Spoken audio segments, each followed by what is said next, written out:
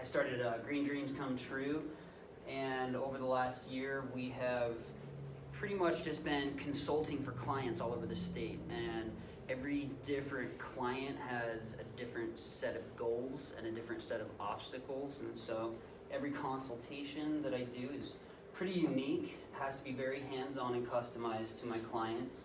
Will you go back one for me, buddy? Sorry. I'll do a thumbs up. Okay. So I try to have a really good, hands-on, experience-based, impactful approach with every client. And so when I start off a consultation, typically I'm digging for problems. What's stopping you from achieving the goals that you're trying to achieve, right? And in Utah, those set of obstacles are unique and specific to the physical geography here, the climate. And most of my clients, they're just interested in making money, right? That's why everybody's starting a business, is to be lucrative. Some people have ulterior motives, but in the end, these are businesses that we're focusing on, and being profitable and competitive in this industry, it can be difficult. So I've been lucky enough over the last 18 years to be involved in a lot of different kinds of cannabis agriculture. This is the 5th state that I've been involved in cannabis agriculture, and I've helped to grow tens of thousands, maybe in the hundreds of thousands of plants range. And what's really interesting about the hemp agriculture in Utah is it is specialized. There are more restrictions on hemp agriculture than there are on medical cannabis agriculture, specifically because of the alkaloid composition.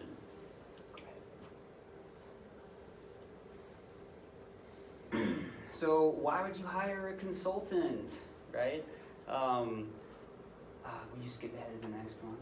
So one interesting thing, well, the answer obviously is high quality cannabis, right? Everybody wants to grow a lot of cannabis and also have its composition be quality enough that you can extract a high amount of oil from it, or have it smell very nice when you smoke it, for example, or to have high concentrations of medical compounds like CBD, for example. I'll skip ahead.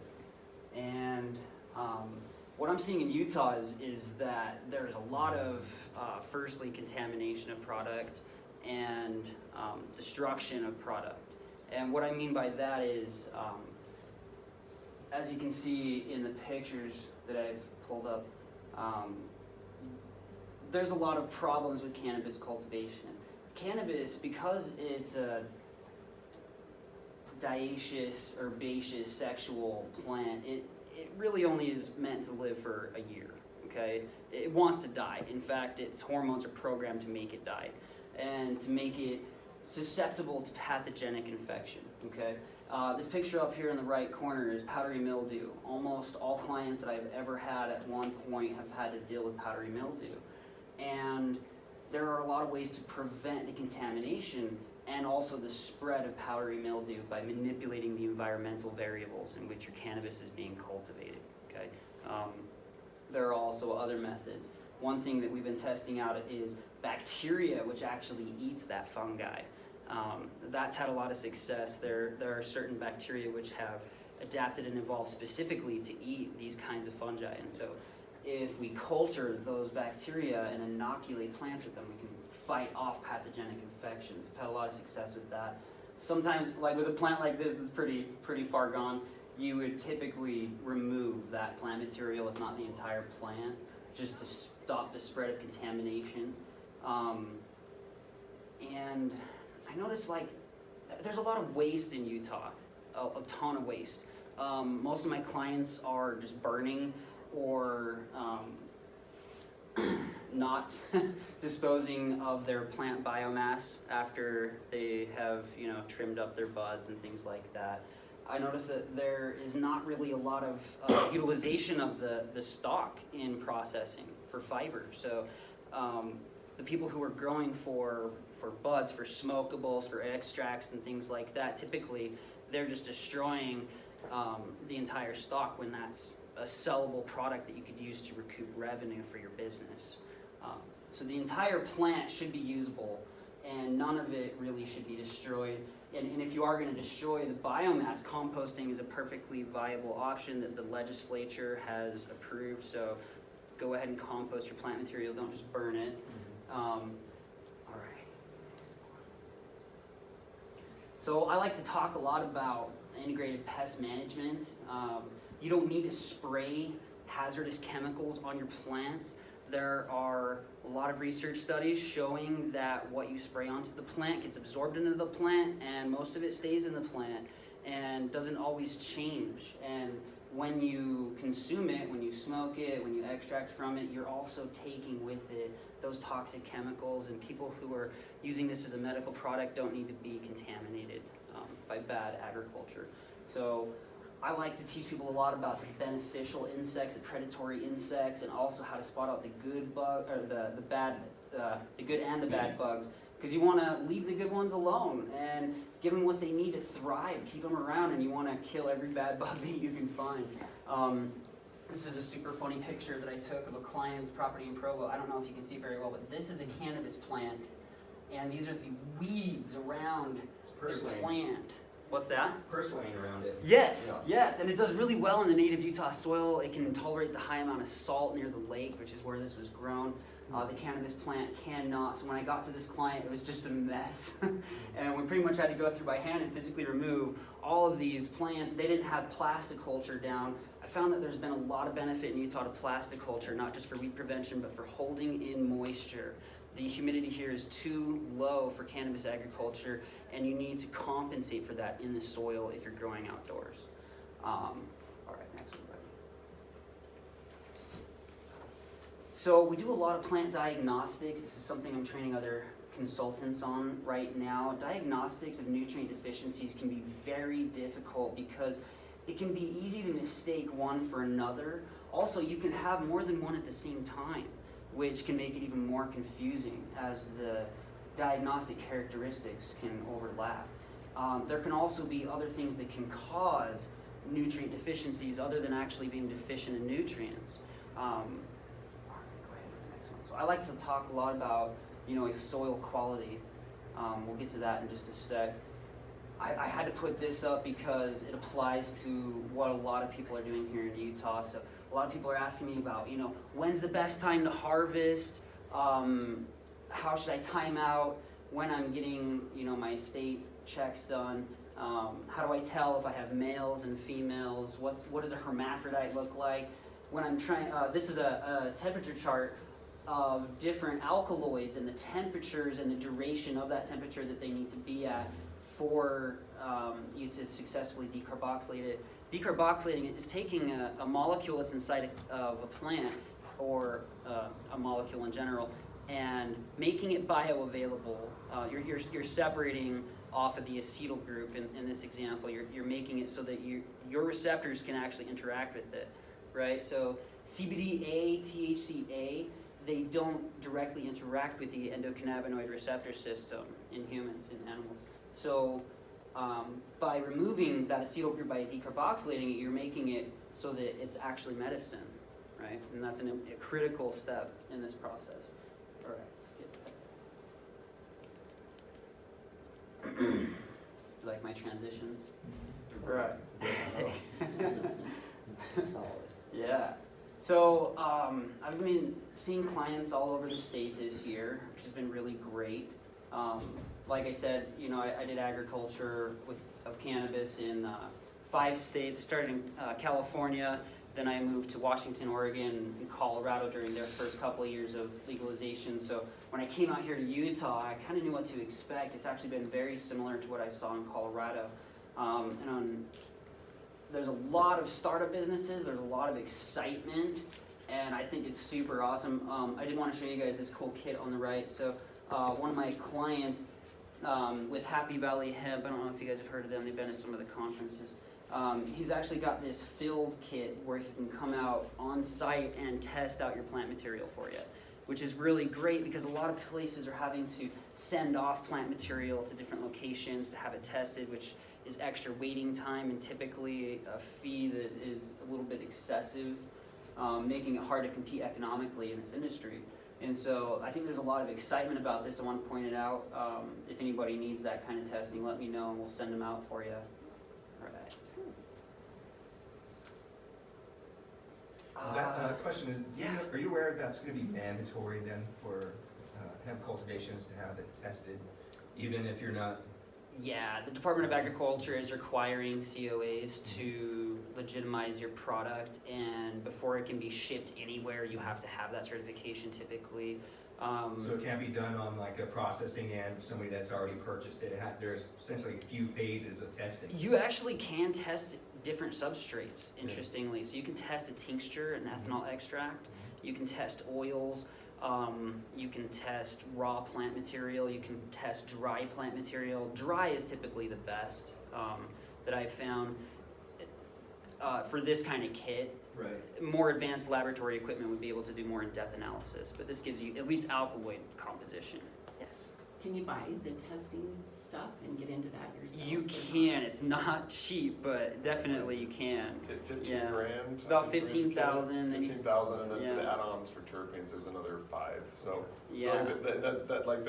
that tech's still up there. I mean, it's way Yeah. it's way more awesome that we can test stuff It's really nowadays. impressive, though. You have Yeah. a laboratory in a little briefcase, so 10 years I'm ago, so excited. you couldn't go to the dispensaries and get the profiles that you can Yeah. get now that they can see. So you know what you're getting compared to is a little Yeah. more guessing.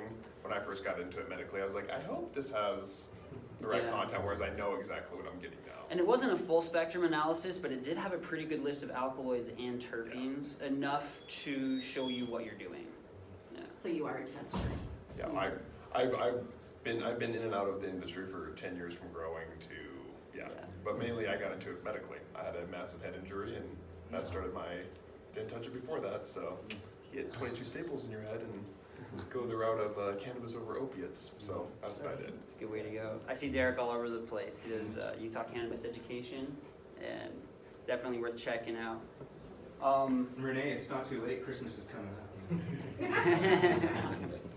You've been a good Santa. I'll probably just get past this one. These are some experiments that I did this year, and I spoke at Silicon Suds. Go ahead. Where's Mario? Yeah, there's Mario. He asked me to let you guys know. He apologizes for not being able to make it. He's still on his way. Might show up last minute. We'll see. Some others drive for him, so that he's dependent on others for a ride. 'Cause it's Yeah. out of mission, so. I think he said someone was giving him a ride.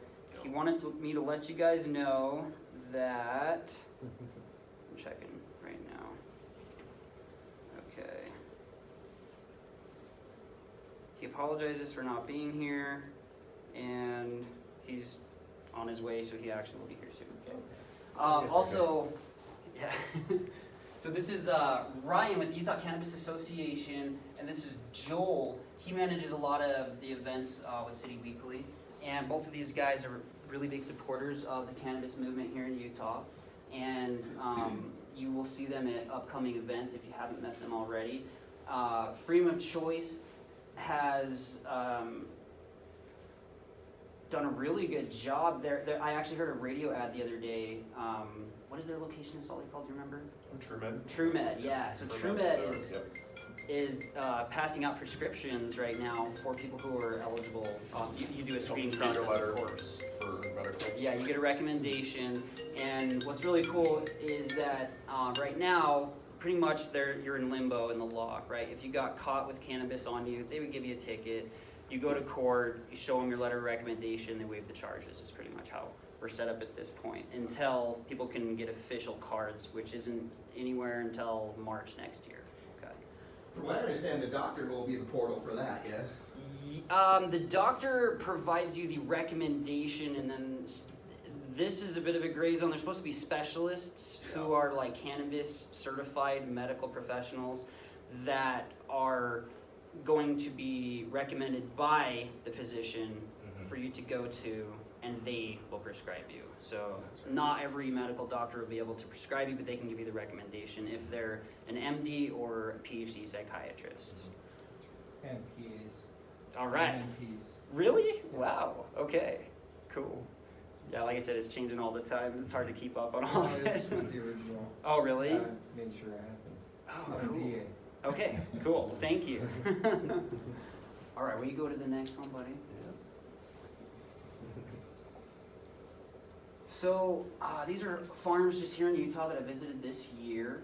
There's been a lot of impressive grows. This is a 2-story operation in Orem. Athos, right? City Athos. Um, Oh no, that's Orem. He's up no, it's yeah, a little, different. yeah, it's different. Why is it so purple in there? Because of the LED lights that they're using. Yeah. Oh, okay. Yeah, combination of the red and the blue spectrum lights that they're using on the LED.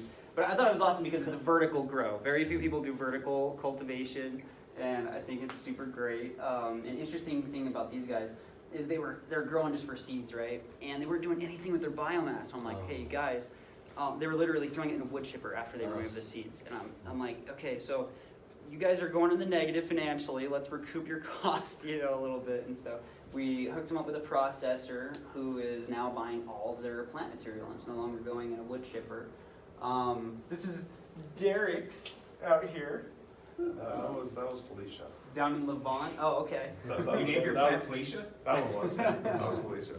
Yeah, no, we were down in Lavana. We did a grow down there. We did about 600 plants.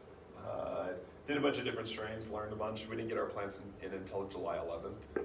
So, and then we got our second set of clones in, I think it was like the end of July. So it was a lot of fun. We had to convince the parents, because at that property and their family, their grandfather was the mayor of Levan back in the day. So when all of a sudden their property is now growing hemp, it kind of caused a little. Because it was like, it's okay, we're doing this legit, but no, it was a lot of fun. It was a lot of fun to do it out there.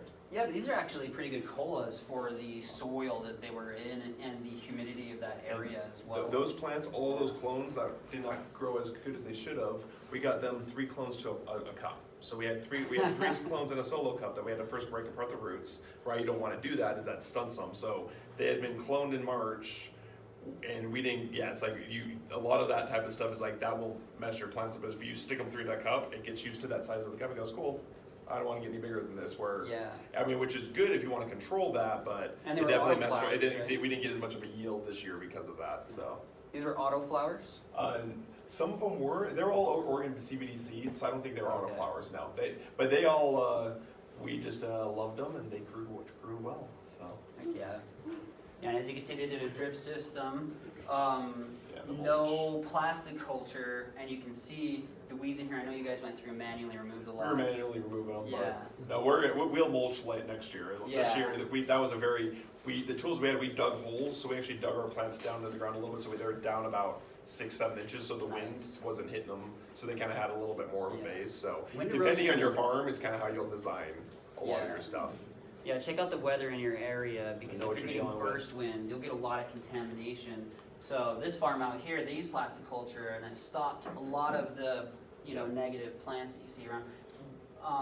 But they still got a lot of wind just because of the surrounding area. And so we actually had to do a washing process right as we harvested the plants to try to remove some of the dirt before they started curing, drying and curing.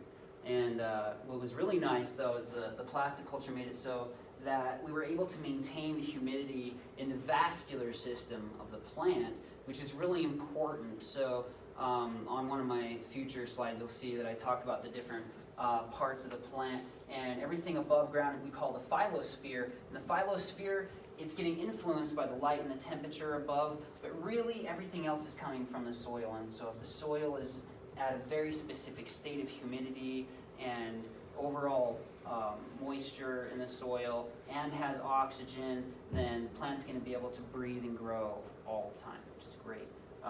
And one last thing, a lot of these plants, they look really big and good, but they were actually highly infested with mites. So on one leaf, you could just with your eye see 3 varieties of mites. And let me tell you, I have to use a microscope to see some of them because they're so small. So if you can see some, then there's definitely more likely others that you can't see. Just a question. Yeah. With the mulch, when he said mulch, like, how did you do that? What did you do? Yeah, well, the mulch layer, you'll actually have like the equipment you put on your tractor that does that plastic mulch. So what guys will do is they'll do drip tape underneath the mulch, and that's how they'll set up. So we just did a drip line on mine. Definitely from seeing what other people do, I'm like, yeah, drip tape with a mulch layer is the better way to do it for, a lot of things he said as far as keeping the water in this dry environment. It's very different from California where you're near the ocean and your humidity and everything like that, completely different growing environment where it stays more stable. Here we're dealing with this up and down, and it definitely it was a lot of learning that I learned from my experiences in California. Utah's extreme. A lot of extremes we deal with out here. And let's actually talk about that for a sec. So cannabis evolved in Southeast Asia in a subtropical climate where all of the soil is essentially compost. That's what it evolved and adapted to thrive in, okay? Here in Utah, we're looking at about 30 to 50% of that amount of humidity in comparison, okay? And so you need to double or triple the humidity exposure to your plant if you can, if you're growing outdoors. But you can't really control the humidity outdoors very much. But what you can control is the soil, okay? And so with the plastic culture, I love it. I wouldn't use just straight mulch. I think that here in Utah, it's ideal to use a bit of a mixture. If you can use a very small amount of the native soil, that's good, but really small, like 1 to 2% at the maximum. The rest, you really want it to be compost and things that help with aeration, peat moss, coconut coir, and things like that. Utah soil has a lot of sand and salt and clay, okay? And that's essentially, when you add water, the recipe for concrete. And it prevents the roots from permeating into the soil, and it also locks up nutrients, making it so that the plant can't even access them if they're there, all right? And so by controlling the soil, you control the plant. And if you can learn about the soil, you'll be far ahead of people who don't learn about soil. And that's a lot of what I'm going to try to talk about today. So one thing I would really like to point out statistically is that in the first 2 years that I was in Colorado, I followed what was happening with the businesses, and 90% of the businesses that were focused on cannabis failed in the first year. And of the survivors of those businesses, the second year, 90% of those failed. There were a lot of startups in Colorado. People were so excited. And it was really interesting because people who were opposed to it all of a sudden were big supporters, you know how that goes. So these are the traits that I found common among the businesses that are still going, that were successful during that first 2 years, like we are now in Utah. So I like to point out following legislature is a good idea, because there's nothing worse than having an inspection and someone telling you, oh, I'm sorry, you need to destroy tens of thousands of dollars of plant material because you did something wrong, right? And trust me, that happens to everybody. Don't feel bad. I've had to tell a client to burn $40,000 worth of plant material before because he allowed powdery mildew to get on to every bit of it. So being sustainable is another really big thing. In the cannabis industry, these successful businesses are very consistent. They try to make everything the same as much as possible, and that enables you to get more harvests per year. There's some people who are doing 4 to 6 harvests per year because they have the right flow, the right genetics, the right setup, and they're able to be productive year round.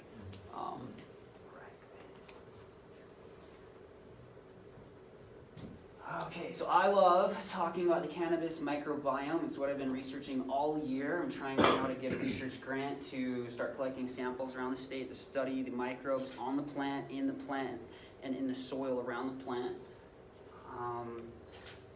I think it's very crucial. It's what motivated me to go back to school.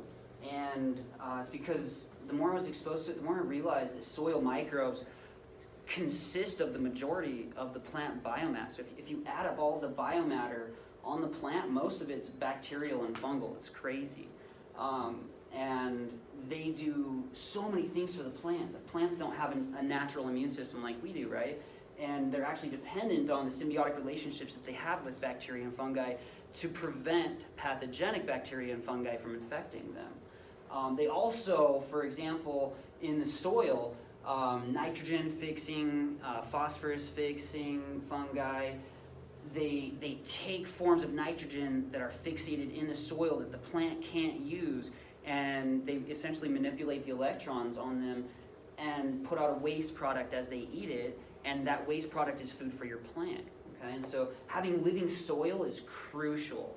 Keeping the soil alive is crucial, and if you do that, you'll notice that you have to actually, you can feed less nutrients to your plants, you can give them less fertilizers, that they'll be far more resistant to insects, to adapting to local soils. For example, like I said, there's a lot of salt here. Cannabis is not a salt-loving plant, it hates it, it will die from salt. But if you have certain bacteria, it can make it tolerate the salt more, it can make it tolerate the temperature changes a little bit more, makes them more survivable. So, I kind of already mentioned these are the different parts of the plant. It's important to know that each of them are in a different environment. You know, what's going on above ground is a little bit different from what's going on below ground, and so on. All right, go ahead. So, I really like pointing this out. Plants photosynthesize, and a byproduct of photosynthesis is, you know, taking in CO2 and putting out O2, right? They're fixating that carbon and they're taking it out of the atmosphere. A lot of people don't know that plant roots, their biochemical cellular mechanisms require oxygen, okay? So plants actually use oxygen in their roots, and if they don't have that, they can't do those biochemical cellular reactions. And so it's critical for the soil to have oxygen, not just for the plant, but also for the microbes that breathe that oxygen as well, the beneficial bacteria and fungi. Interestingly, those beneficial bacteria and fungi typically also breathe oxygen, and the pathogenic kind that hurt your plant can exist in an anaerobic environment, in an environment that has no oxygen or very little oxygen. And so if you don't have oxygen in the roots, you're way more susceptible to pathogenic infection of your plant, to powdery mildew infection. It also makes the cell membranes of the root systems more susceptible to microbes entering the vascular system of the plant. So I like to point that out because I think it's really important. That's what I did my experiment on this year. I'll be presenting at USU on the impacts of air in water on plant biomass, if anybody wants to make it up there. Alright, so these are some pictures done in experiments on cannabis root systems and how they distribute. So as you can see, there actually is a taproot in the cannabis plant. When you do a clone, you do not have a taproot, okay? And that means that the plant is not going to be as well structured, so it won't grow as well vertically as a plant that has a taproot. Also, the root system will not permeate as deeply into the soil, so it won't have access to as many nutrients. Typically, you need to plant clones a little bit deeper than you would a seeded plant. So I like to point that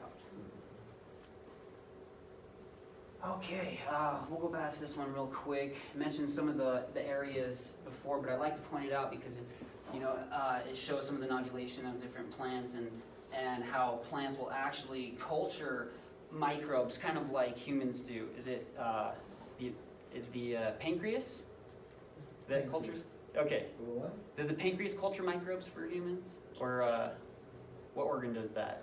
Your intestinal tract. The whole thing. Okay. Yeah, So entire intestinal tract. so plants will develop nodules for that same reason, to harbor beneficial bacteria and fungi and feed them sugars and starches and things like that. And what's happening in this chart that I'd like to point out is the surface area of your root. This is the root right here.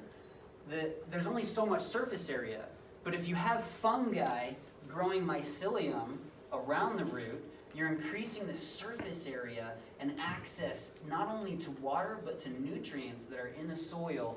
And so these are almost mini roots that are attached to your roots. If you have fungi in the soil, your plant's going to get a lot more moisture and nutrients. Symbiosis?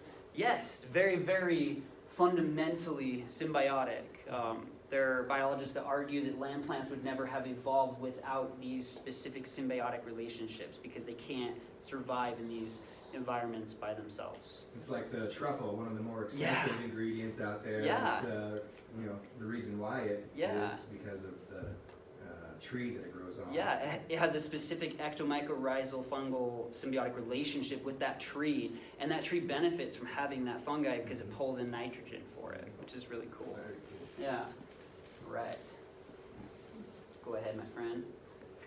So this is some stuff that we did this year. You can't really see my assistant behind this plant here, but she's there.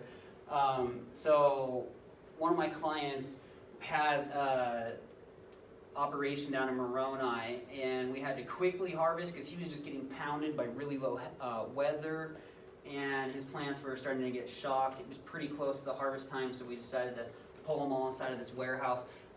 Originally, this warehouse was actually pretty gross, and what we did is we sealed it off with plastic and sanitized the floor as much as possible, and then we used it was a turkey farm at one point, and we had to get it into a state that we could actually use for cannabis. And so this is a homemade HEPA filter system, and these are HEPA filters on top, and it's continuously pulling air in and shooting it. I'm saying it backwards. It's pulling air out and then pushing out clean air, and then on the exits we're getting all of the pressure pushing the air out, and so there's constantly air being pushed out, and so we don't have spores coming in, and the air that is coming in is going through a HEPA filter, and really nothing, no fungal spores are going to get through a HEPA filter.